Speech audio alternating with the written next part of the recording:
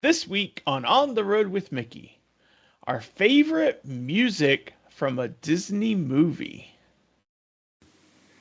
We're on the road with Mickey, we're gonna have some fun. Regardless of the rain or sun, our trip has just begun. So buckle up, let's go. We're about to start the show. And maybe if you like us, you'll see where else we'll go. Hey everyone, I'm Mike, and she's Sophie. And she's Brenda. Hi, everyone. And Grogu says, I'm here. You can clap And now. he is Grogu. He's so cute. Thank you, thank you. Hold your applause, he says. He said, hold it. Ugh. And we are crazy and on the road with Mickey. Hi. Some things never change. Some Nope. things never change. This is episode 278 for August 18th, 2025. And our feature topic this week is our favorite music from a Disney movie. So we are going to be talking, we're each picking a movie series or genre or I don't know, venue, I don't know. But we're each going to pick a movie and talk about the music and why that music speaks to us specifically. And we would love to hear what movies speak to you through their music.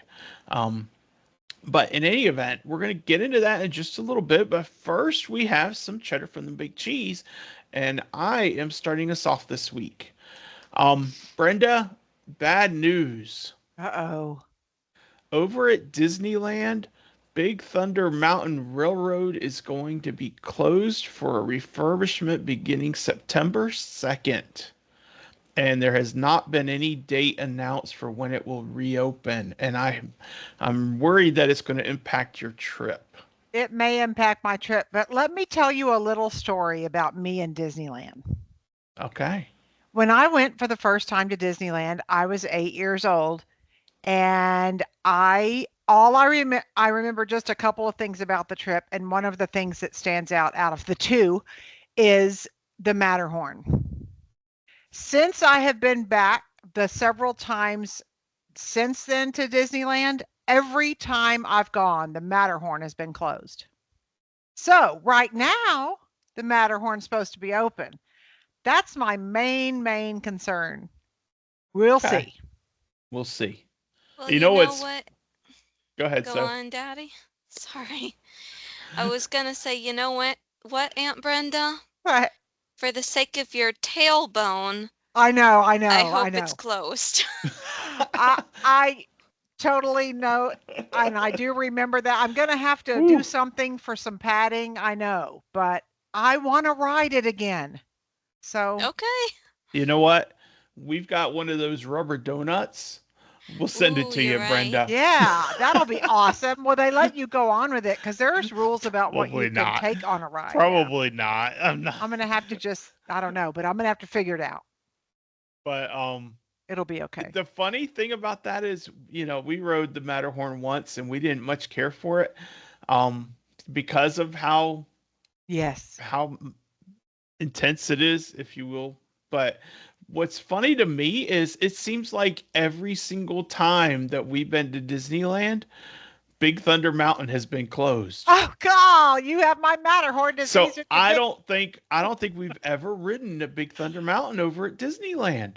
Nope. Well, yeah. Well, they So close stuff a lot. I mean, like Incredicoaster is closed right now. I mean, they just close stuff a lot, but they have to keep stuff running. So yeah. So I anyway, suppose. I don't know why. I did read somewhere that this date time for Big Thunder Mountain is unusual. So there must be something they need to fix, and hopefully, Mm, that's. I mean, I don't know why, Paramount. but Yep, Paramount. safety is always important. So, safety first, everybody. yep. Yeah.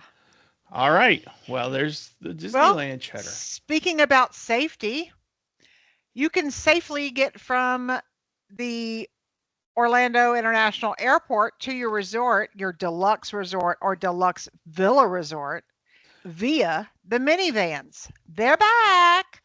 They're offering the deluxe and deluxe villa resort guests transportation, and the cost is $199 each way and will accommodate up to 6 people. It will also accommodate guests with wheelchairs and the wheelchairs themselves, and it also will provide 2 car seats for free for deluxe and deluxe villa guests only. Yeah. Did I reiterate that point enough? I think I'll stick with my Mears Connect, mainly because I don't use the deluxe resorts often. True. There you go. And, Mears is a good value, Mhm. Yep. So, anyway. Well, it's my turn now. This has been a long time coming for me and my TikTok feed because I've been seeing videos of this since June. The first fall decorations for Walt Disney World are up, and they are in evidence as the Magic Kingdom prepares for the start of Mickey's Not So Scary Halloween Party. There's been like a huge countdown in the Disney community on social media, just waiting for the Halloween party and the Christmas party, actually. And it's almost here because it's coming Yay! Friday night. Yeah, the Yeah. Halloween party started last Friday night. Yeah. Which So for us is they're this going. Friday night because Right. it's Wednesday. Yeah. We ahead And of the game. we are ahead of the game, but you know what? I am jonesing so bad to go to Disney. Daddy, all Oh you my need to do is gosh. say the word. I want to go take mommy to see Fantasmic. Yeah, it's I'm a kind little. of I kind of thought in the back of my mind that when y'all said no when I asked if you would come the first part of December, that y'all might be planning to go again for Halloween. Surprised you No, haven't shared that. We you know, are. it's It's it's because of all that cruise in January. Yeah. it's several things. The cruise, which I am so excited for. Me too. Cannot wait. The other thing though is PTO. Getting the time off. Yes. I am so slammed at work. It Yeah. is so busy this time that you can't find the time to take off right now. So, Yeah. but yeah, it is That just does like put a I crimp was in our like, travel yeah, plan. yeah, and I'm like, oh my gosh, the fall at Disney World at Walt Disney World is in many ways second to none. You Second know? to the magic of Christmas, though. Yeah, but I Well, mean, that's my opinion. the yeah, but the To each crisp their own, air, Aunt Brenda. yeah, October temperature. Oh my gosh. I'm I'll just be in making it worse. Disneyland.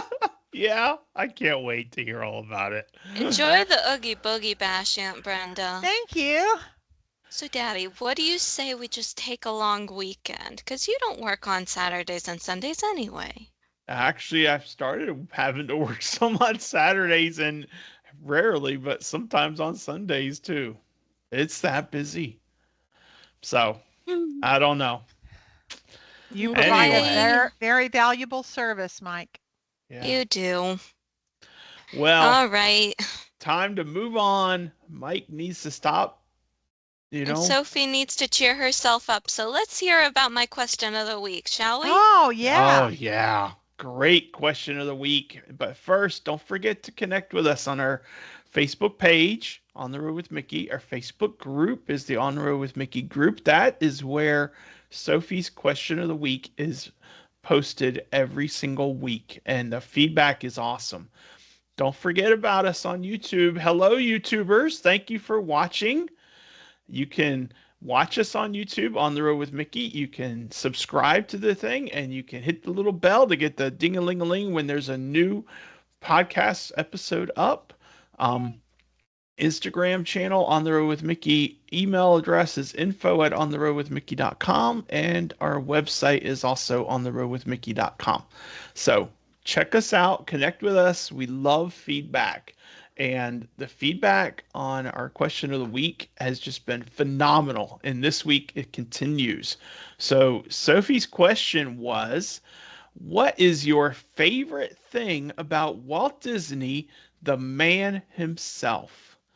And Sophie, you start us off. All right. Well, Cindy said the fact that Walt wanted to bring wholesome family entertainment to the world while embracing innovation. That is a very good answer. All of these are Yes. good answers. Yeah. Yes, I love all the answers. Yeah. Go on, Brenda. Well, our friend Lee said that he plumbed talent from unexpected places and so reaped extraordinary results in animation and entertainment. And that is a gross understatement, right? Oh my Very gosh, gross very much so. understatement, And but a then, very good way of saying it, too. Exactly. yes. And Sherry Ann said, okay, it's very small, but it amazes me how he figured out and even just thought about or cared about placement of trash cans. The man, this is a man invested in his dream. Amen. He knew Well, exactly how far people would walk before they just threw their trash to the ground. Yes. 30 meters or 30 feet or something like that. Yeah, Honestly, good on him. It kept his parks clean. Yep. exactly. Well, Sheila said that he never stopped trying new things. Change was important to him. That's very true. And our friend Chandler said Walt seemed to be thinking 6 steps ahead and believed in people to get him and the company there. Very true. Yeah, and Chrissy indicated that or said that he was always wanting to make others happy. He was thoughtful, thoughtless. He never gave a thought. It was all about making others happy. Yes. It's amazing how two answers can contradict each other but also make perfect sense. Hmm. Teresa said his genius, how kind, and his amazing imagination. Yes. Paula said the incredible imagination. Again, yes. Yes? All right, Sophie, you read the next one, then I'm going to read the last one because it's mine. Okay, that's fair. Alicia said his determination to see his vision come to life, selling his property and cashing in life insurance, etc., to see it through. His faith and belief in his ideas is so inspiring. Yep. And I said, to me, there are two things that speak volumes about Walt Disney. The first is how much he loved his family. Disneyland came into being because of his desire to spend time with his daughters and being able to enjoy the rides with them. That is why Disneyland is there. The second thing that I really like about Walt is his faith. There is an essay he wrote called Prayer in My Life, and I'm posting the link in our show notes, and I encourage you all to read it. It's also, the link is in the On the Road with Mickey group in my comment there, because it is, it's a phenomenal writing. It speaks to his faith. Nice. So, I didn't put my answer in the Facebook No, post but because I had already said it last week, but mine was that he was humble no matter how important and rich or anything else he got, he was humble. I love that about him. yeah, yeah, exactly. and and my Everything answer mattered for to him. those who forgot was the way he treated his wife. Lillian, Hmm. like any good marriage, Lillian was really the second half of that unit. And Walt understood that, and he loved her dearly. He loved his daughters dearly. He was a very good family man. Yes. Yes. Yeah. It's, I mean, the simple fact is when you get married, it's you and your spouse, Brenda and Butch, Mike and Yeah. Cindy. Yeah. It's not Brenda, oh, and there's Butch. It's Hmm. Brenda and Butch. It's Yeah. That's not right. Mike, Mike and there's Cindy, it's Mike and Cindy. That's right. You know, it's Joined together at the hip. joined together, two became one, and that is fact. And Walt and Lillian, it was Walt and Lillian. It wasn't Walt and then there's Lillian. They complete each other, you know, Mm-hmm. and that's the way it is with marriages that are they're soulmates, you know. Yeah. So, Yeah. well, great question, Sophie. I love these questions. Yeah. Me too. And And thanks just everyone a for heads answering. up, I it love the look answers. yeah, just a heads up, it looks like it's starting to storm outside, so let's hope that the internet stays. Oh, The internet will stay. it will Yeah. stay. Yes.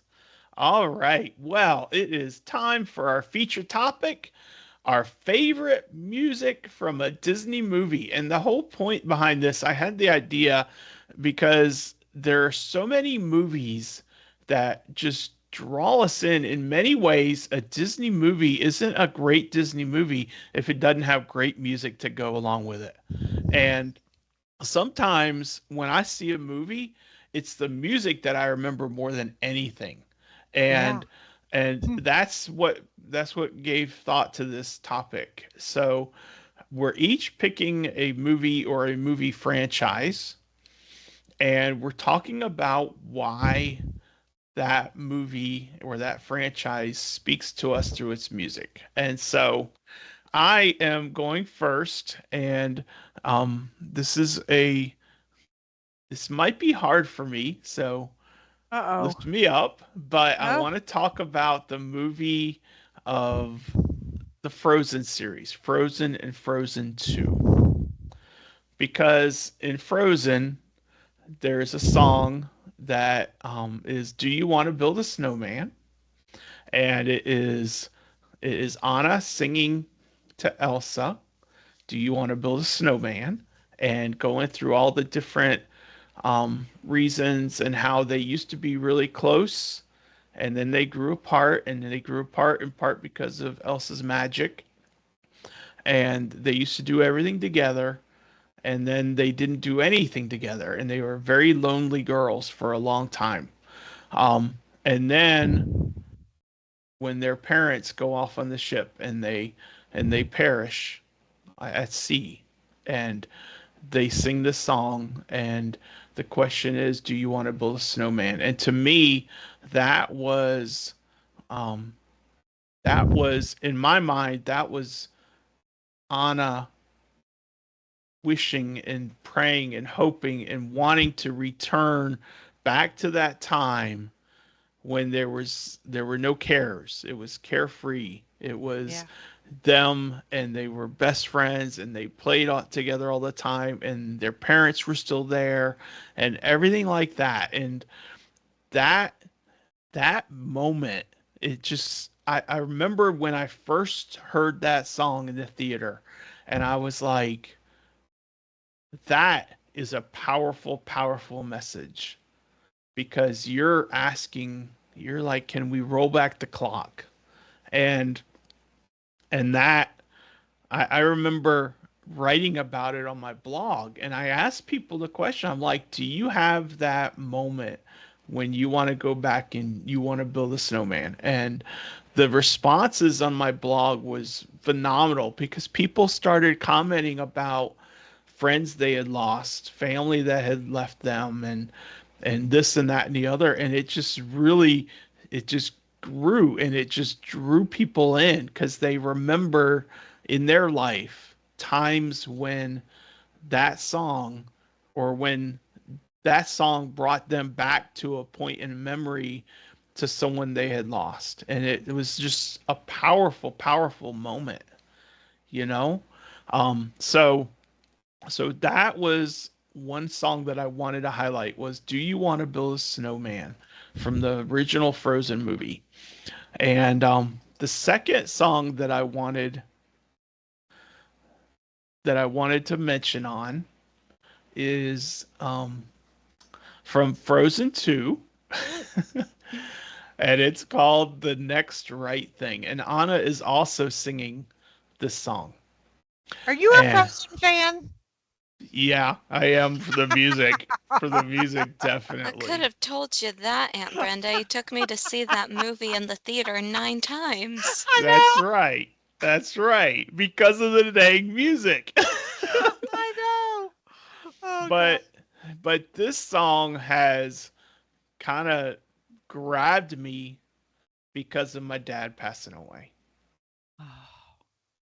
Because there's the song is just it's a sad song. It's a very sad song because in this point in the movie, she thinks that she's never going to see Elsa, you know, and all Yeah. that. And so there's a line that says,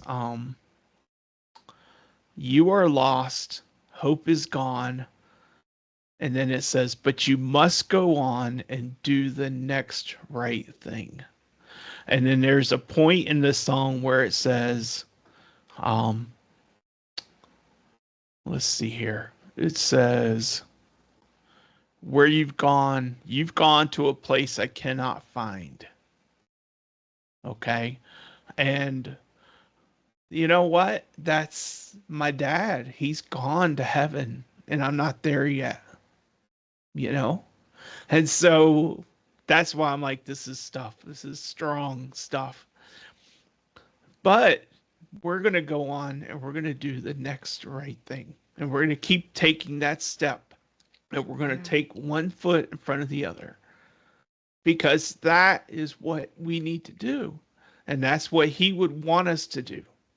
Yeah. So it Yeah. just, it's like, wow, the music just in this season, that music has just like blown it up for me, you know? It's Yeah. Yeah. just Yeah. powerful. So, Music is so powerful. You're right. yeah. It takes you So, right back to whatever it is. yeah. So, anyway, so that's my songs. How's that for happy and cheerful? Oh, Oh, thank Daddy. you so much, Mike. Oh, So, I love you so much. And you know what? One day, I mean, just even thinking about when it's our time, knowing that we're going to be together again is going to get us through. Who oh, knows? yeah.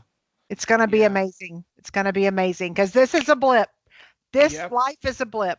Yep. It's a dot in the line. Yep. yep. That was a sermon I heard, and it's like where you are, I don't care how old you get to be. My grandfather was 98 years old when he passed away. My great grandmother was almost 102. And Yeah. that was a dot in when Yeah. you think about eternity. 98 years is a long time, but it's just a dot when Yeah. it comes Compared to to eternity. eternity. Yeah. So, Yeah. so anyway, Frozen and Frozen 2, they speak to me on so many levels, and it's just awesome music. So, all right, Brenda, you're up. Well, my You. my selection also takes me back, but it takes me back to childhood. And as soon as this movie came out, I mean, the music definitely was my favorite part. So mine is the soundtrack and also called Mix Volume 1 and 2 from Guardians of the Galaxy. And Guardians of the Galaxy motion picture soundtrack is based on the Marvel Studios film Guardians of the Galaxy, of course, featuring the songs present on Peter Quill's mixtape, which is what he had as a child, what he got as a child from his mom. The album was released on Hollywood Records July 29th, 2014. The soundtrack album reached number one on the US Billboard 200 chart, becoming the first soundtrack album in history consisting entirely of previously released songs at the top of the chart, which is fab. The album topped Billboard Top Tracks chart 11 weeks consecutively and 16 weeks in total. As of April 2017, it sold over 1.75 million copies in the US alone and many, many more since then. The album was the US's second best-selling soundtrack of 2014 behind Disney's Frozen. Frozen. There you go. We're always connected here. We're always connected here. And I have a bunch of like facts about the album and all that, and the songs are just magnificent. But when I was doing when I was doing my research, I ran across this Rolling Stone article that completely said it all to me. So I just figured that for this part of the show, I'm just going to share the article because I could have written Go it for it. if I was an amazing writer, but I'm not. So I'm just going to read it. Whatever. A Rip Van Winkle who fell asleep in 1980 and woke up in 2014 might have been surprised to find out that America's 14-year-olds were still somehow digging super hits of the 70s, like Escape, the Pina Colada song, and Come and Get Your Love. That summer, Guardians of the Galaxy Awesome Mix Volume 1 became the first soundtrack album of previously released songs to make it the top of Billboard 200 albums chart, thanks to the movies at times funny, at times poignant, always lovingly reverent use of pop, rock, and soul classics from the glory days of AM radio gold. The awesome mixtape went from the Jackson 5's I Want You Back to David Bowie's Moon Age Daydream to Redbone's Come and Get Your Love to Marvin Gaye and Tammy Terrell's Ain't No Mountain High Enough. The second Guardians soundtrack from 2017 was just as good, highlighted by Fleetwood Mac, Glenn Campbell, Looking Glass, and one of soul's greatest, Sam Cooke's finest ballads. In the third Guardians movie, our hero Star-Lord comes upon Microsoft's Zune player, an artifact from an early 21st century that allows for more historically diverse soundtracks, and on and on and on. But I'll tell you a couple of songs in it that really got me the first time when I was watching it. And of course, Come and Get Your Love was fab because he's walking around with that gun, or I don't know what you call it even. It's like a laser gun. Weapon. I Let's don't call know. it a It's weapon. a weapon. and he's doing, "Hey, what the matter with you?" And he's pointing it and shooting all these little creatures, and it was like, that's my movie right there. And the second one that always gets me, and this is hilarious, but when I was a kid, our parents would drop us off at the roller rink and like leave us there, right, with 50 cents for the 3-hour session or whatever, and then pick us back up, right? But one of the favorite songs I loved skating to at the roller rink was Ooga Chaka, Ooga, Ooga, Ooga Chaka, Ooga, Ooga. And that song is in this first one too, and I just absolutely love it. It just takes me right back to being a kid. Right back. I'm going to rely on you to get the spelling right on these songs. Yeah. Come and Get Your Love is the title of it, I think. Come and Get Your Love. But anyway, it's just, I love the songs in that movie. And I'll tell you, for anybody listening who has not watched Guardians of the Galaxy 2, my gosh, you have you've to got watch to watch You it. have to watch it. Yes, absolutely have to. Oh my gosh. Best music ever, as far as I'm concerned. Just love it. Love it. No That they wonder you brought them all. like Cosmic Rewind so much. Yeah. Oh For yeah. so many reasons, right? Yeah. Ugh, Great. that was a great one. I'm going to go watch it when I'm done here. Okay. That's what's awesome is being able. That's how it works. Disney music just sucks you down. It takes you down a path you weren't expecting to go. Yeah. You know, It's a surprise. and it just draws you down into where you were. It's just phenomenal. Really cool. Yeah. All right, Sophie, close us out, honey. Give us some great. All right. Well, my movie that I chose is kind of a little bit difficult to talk about because unlike Daddy and Aunt Brenda, the movie that I chose technically does not have any songs in it that you would think of. It's only got music. And when I say songs, I mean it has no lyrics. And the movie that I chose was actually Star Wars, specifically Star Wars A New Hope, but obviously the movie from A New Hope has been carried through almost every single Star Wars movie to date. And the reason that I chose this movie is actually because my favorite classical music is Gustav Holst's The Planet Suite, and it talks about 7 planets in our solar system, obviously excluding Earth and Pluto. So you got Mars, Venus, Mercury, Jupiter, Saturn, Uranus, and Neptune. And a lot of the compositions that he wrote for that symphony were actually what inspired John Williams when he was writing the music for Star Wars. Obviously, everybody who knows anything about the Star Wars iceberg knows that the Imperial March, Darth Vader's theme, was practically a duplicate of Mars, bringer of war, in the planets. Not quite exact, but you can see where the inspiration come from. You have the sound of the drums imitating the sound of marching feet, like marching and whatnot. And the thing about the planets was actually that it was composed right around the start of the First World War.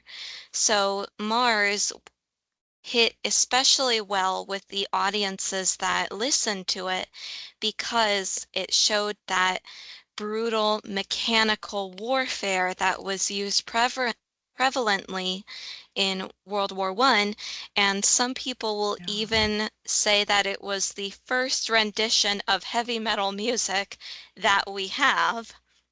Oh, Obviously a classical I had version, never but thought it of was that. just Me so neither. loud and jagged in its beat that it kind of stunned the audiences who listened to it and they didn't know what to make of it. And a lot of the musical experts at the time were actually terrified to even try and replicate it again.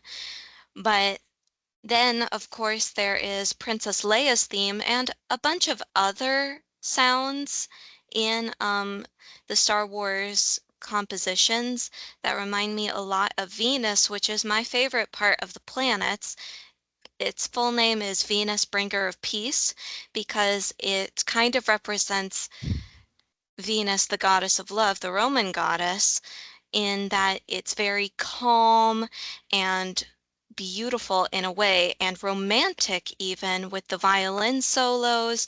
And then you have Princess Leia's theme, which of course not an exact copy, but it has that same soloist of a violin or a flute or an oboe in some sets, and it just has that peaceful yet romantic and also a little bit supernatural type of vibe because she is force sensitive, but you also hear that peaceful romantic feel in like the force theme. You can kind of hear it goes da da da da da da, very tranquil, calm, Hmm. and it feels like something that you could listen to as two people are falling in love underneath the stars in a random 80s movie, which obviously this is not random at all. And then the last thing that I wanted to touch on was actually the final music that you hear in A New Hope. It's called The Throne Room and End Title. That's the name of the music. And it just reminds me a lot of Jupiter, bringer of jollity, because Jupiter is considered to be like the king of the celestial bodies in the solar system. And so his music is very boisterous, very jolly. Holst actually described him as everyone's silly uncle, silly English uncle, because he was English. So that's a thing. And the throne room reminds me of that because it's after the main conflict has been resolved. Luke and Han and Leia are getting recognized for the work that they did to help everything. We get the happy ending, and it just goes so well with that jolly and boisterous music. And then you cut into the credits where you're hearing the same thing as you heard at the beginning of the movie, just in a more upbeat and happy sort of pace, and it just feels very merry, much like Jupiter. And there are so many other things that I could highlight on. Um, Saturn, Bringer of Old Age, is, I think, a very big, um, what am I trying to say? Component in a lot of the Star Wars movies because it's kind of slow and almost eerie in a sense, much like the eeriness of space and all the creeping around that they do when they're trying to avoid getting caught. There's so much I could talk about in terms of this movie and its music. It's very epic, for lack of a better word. Awesome. Okay. That you know what, Sophie, I never even knew anything about the planet's composition. And I never really gave any thought. To me, I was always like that end of A New Hope where they give the medals for Hmm. The killing throne the room. yeah. I was like, to me that always felt disjointed. It felt like, why is this in the movie? Because it just didn't seem like it should fit there. But the way you explained it though, it just like really kind of just made sense, and it made me think about it a little bit more. So yeah, so thanks Yeah. for Thank you. illustrating that, because I had no idea on any of that. Yeah, Because when I think of Star Wars, I think of the Imperial March song, of course, because we hear it all the time. predominantly. I also think of the music from when um, Obi-Wan and Qui-Gon were going up against Darth Maul. Yeah. That music is just like, wow, power, you Oh, know? yeah. But it's just really neat to see the thought process behind how the music was shaped in the Hmm. making of the films. For sure. I So actually have the planets on my iTunes, and maybe when we have a long car ride next, I could plug my phone in and we could listen to it sure, because they are good songs, even though they don't have any words to it. And you might be Pretty able to cool. see then some of what I noticed when I was listening. yeah, That's awesome. that is awesome. Well, So we're thank you, never going to Sophie. see the Star Troopers marching to Ooka Chaka Ooka Ooka, right? Darn. That was awesome, Sophie. Yeah, great, Thanks. great job, everyone. Ah, And something I noticed in a way when, like, I was listening to all of us talking about our things, we each chose three different styles of musical, I think. Daddy chose the like traditional musical type compositions with the songs that were written specifically for the movie Mm-hmm. to complement its story narrative. Aunt Brenda chose what could be considered a jukebox musical, where you take songs that were published prior and then adapt your movie to fit those songs in a way. And then I just chose pure orchestral symphony musical. Yeah. And another thing I realized, John Williams actually used the London Symphonic Orchestra to mm, record all of this music for yeah, Star Wars, and it turns out that my copy of the planets in my iTunes was also played by the London Symphonic Orchestra. So that's wow, another thing I just Cool. noticed. that's cool. That's cool. So, Sophie, do you have a question for the week this Ooh. week? This one really kind of was the no-brainer in my opinion in terms of a question, but what is your favorite Disney album? Ooh, good Like, question. it Hmm. doesn't have to be from a movie, but if it is from a movie, more power to you. It could be like we have the album of the Disney Parks music. There are some albums that are like not just one Disney movie, but they're a compilation of a bunch of Disney's hits. Mm-hmm. We have a lot of different Disney albums, and one of them is that I really like um, is the Disney band where they Mm, play the songs. The right. marching band Yes, plays yes, that you We see at haven't Magic listened to Kingdom. that in forever. I know. So yes. that's one that really, because it's like it takes you right into Magic Kingdom, You're right. and Yeah. you're right there. So anyway, that's a great question. So we want to hear from you guys, listeners. What is your favorite Disney album?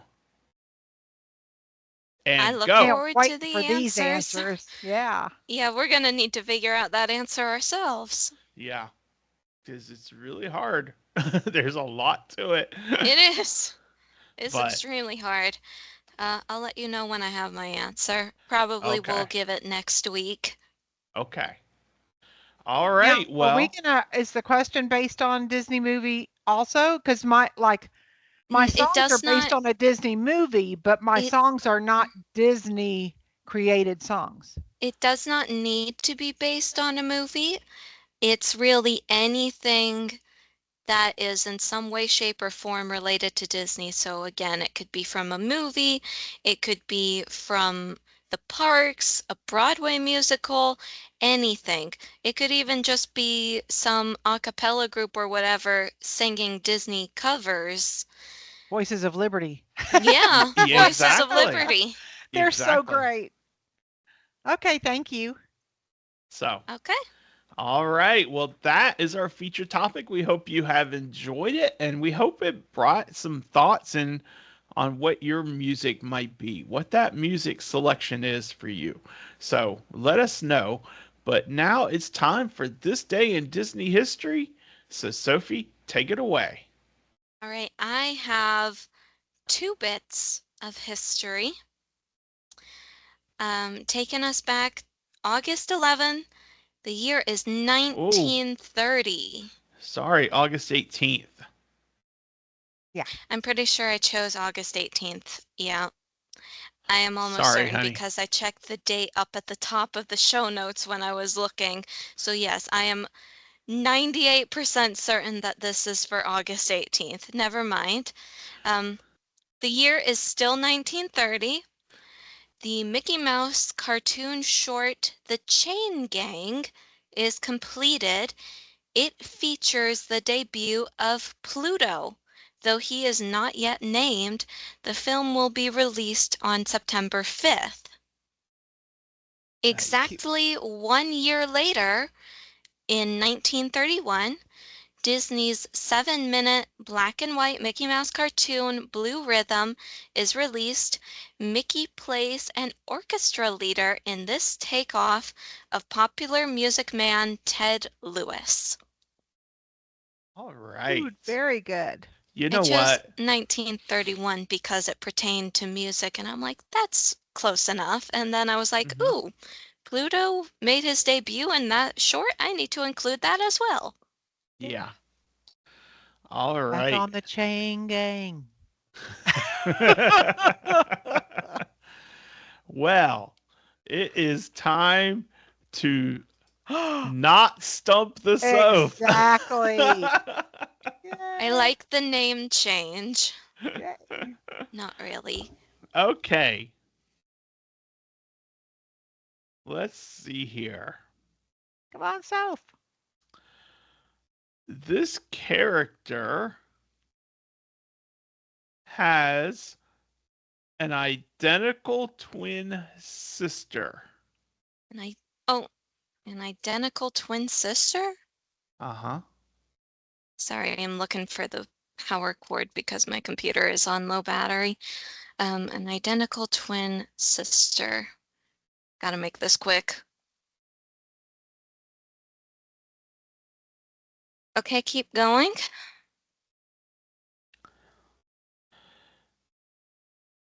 Her sister is never loud and always in tune with her moods.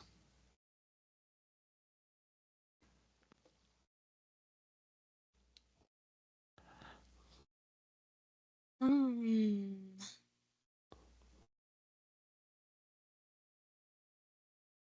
Twin sisters?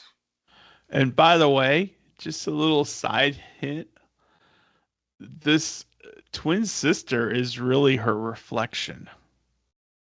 Oh, I think I just gave it away, didn't I? you did. You did. It's her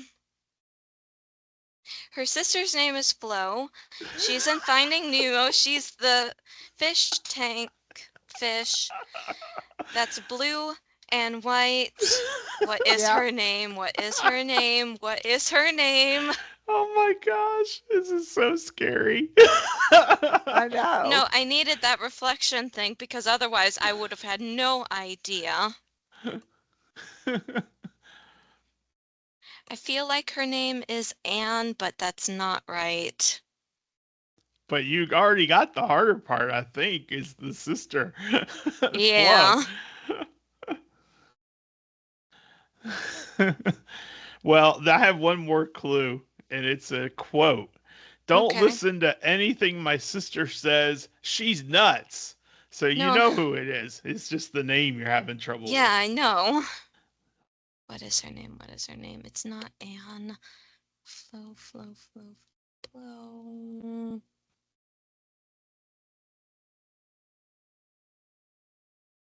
It's a play on words.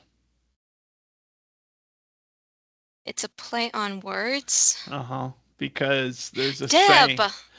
Deb Yes. and Flo. Yeah. and like Flo. A play on Flow. ebb and flow. Oh, very good. I'm like, Deb I and know her name's Flo. not Dory because that's a different bluefish. Yeah. It's not Doris either because that's too close. Deb Deb and Flo. Cute. Good job, Sophie. Yay. Great job, Sophie. Thanks. Yay. Oh gosh. I I'm saw this and counting I, Love them. it. I had forgotten about Deb and Flo. And when I saw it, I'm like, oh my gosh, this is so funny. Yes, absolutely you count that because you did get it. Yeah, you Yeah. did. Yes, Oh, you counting. did. that was so funny though. Yeah. Reading that, I'm like, oh my gosh. Very good. Very good. Very good. All right. Well, Brenda, it's time to close us out with a little bit of Walt. So what do you Well, got? You don't have to worry about the money. It will take care of itself. Just do your best work, then try to trump it. Walt Disney. Yep. Yeah, I mean, exactly. Do the next right thing. Exactly. Exactly. You are absolutely right. So that's what it comes we down love to. him. Mhm. He's the best. Thank you, Brenda. Thank you, Walt, for the Thank you, quote, Walt. and thank you, Brenda, for repeating it to us. Welcome.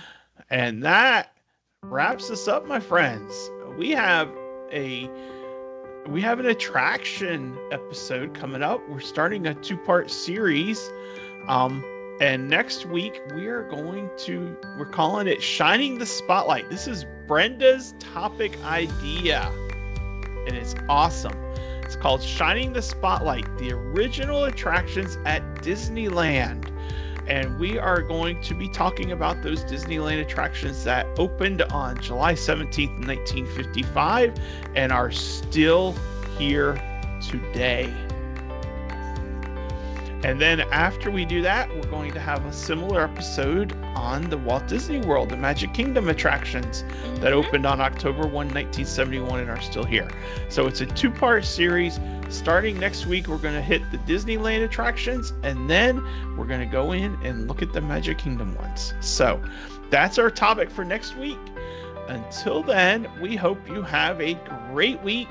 Remember to share your smile. This world needs a lot more goodness in it, and we need to be the ones that bring that goodness to bear. So share your smile with someone. If they're having a rough week, maybe give them a smile and that'll turn their life around. And if you see someone just in passing, just say, have a great day, because you'd be amazed at what the responses you get back. So just be cordial, be nice, be good, be kind to one another. Until next week, I'm Mike. She's Sophie. That's Brenda. And he is Grogu. And as always, the Silent One speaks volumes. Yes, he does. And we will See you on the road. Bye. Bye. Bye, everyone.